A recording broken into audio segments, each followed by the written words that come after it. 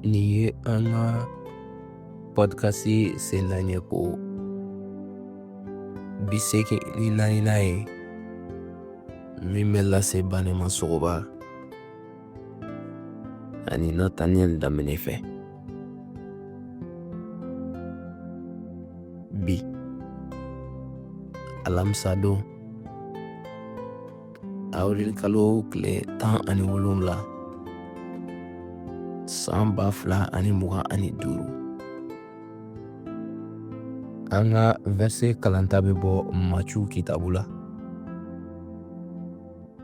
Maciyu kitabu sura 21 a verset 5.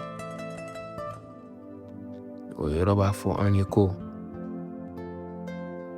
a y'a fɔ Siyɔn denmuso ye ko a filɛ i ka masakɛ bɛ na i sɛgɛrɛ, a sabalilen bɛ hali, a sigilen bɛ fali kan, faliden kan, falimusoden kɔni. Nin kiraya verset bɛ an hakili jigi Yesu Kirisa ka sesɔrɔli donni la Jerusalem. I n'a fɔ nin diɲɛ masakɛw olu bɛna don nin diɲɛ kɔnɔ ani ka don ni farinya ani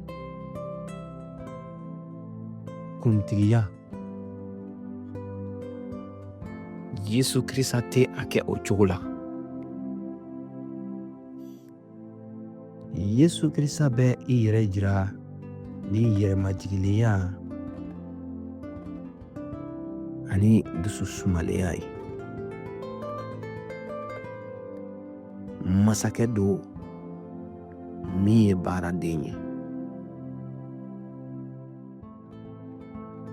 Hɛra masakɛ kɔni,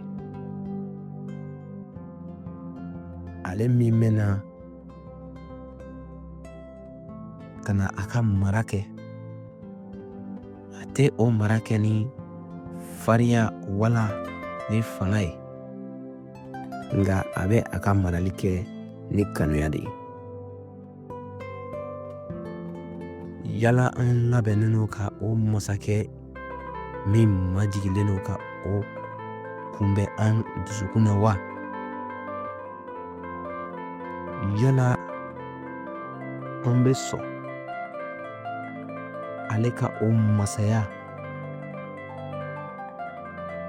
o min bɛ baara kɛ ni dususumalenya ye, an bɛ sɔn o ma wa? I dusu labɛn ka Yesu Kirisa kunbɛn.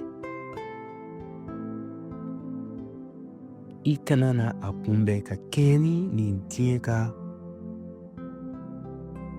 ko sigilenw ye, nka i k'a kunbɛn ni nɔgɔya ye danaya kɔnɔna na.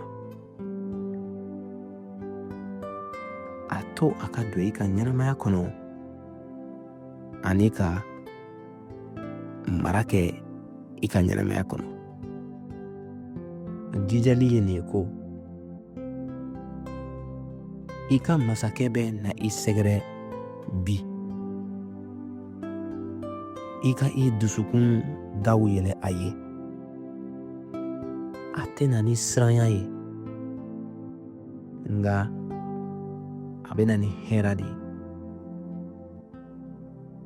A tɛ na ni kiritigɛli ye, nka a bɛ na ni nɛɛma de ye. Ni laseli kɛra ka bɔ Delivery par Christ yɔrɔ ka kibaru duman fɔ ni dɔnkili ye.